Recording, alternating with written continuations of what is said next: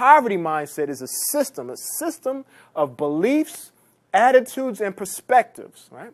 Beliefs, attitudes, and perspectives, right? That literally handicap the individual, the person that espouses these beliefs, attitudes, and perspectives, from being able to maintain self-sufficiency, productivity, and healthy relationships. This is also known as deficit thinking.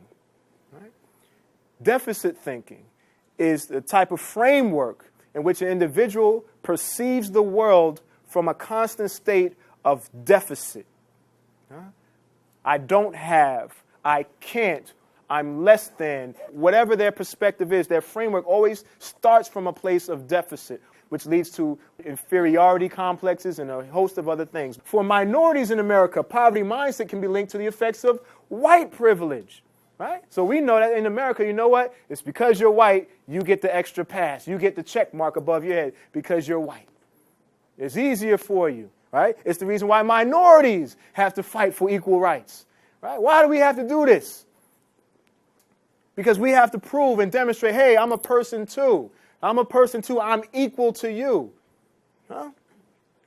And for African Americans in particular, poverty mindset can be traced back to the effects of slavery. There's a term that someone coined. It's called post-traumatic slavery disorder, another type of PTSD. Huh? And what they say is that the argument is that post-traumatic slavery disorder negatively affects African Americans in a variety of ways, from drug abuse, broken families, crime, and low educational attainment, in an inability to reverse poverty.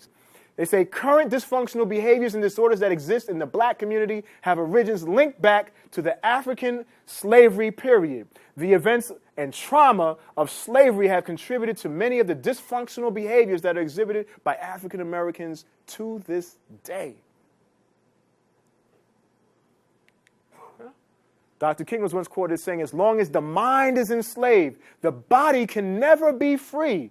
Psychological freedom, a firm sense of self-esteem, is the most powerful weapon against the long night of physical slavery.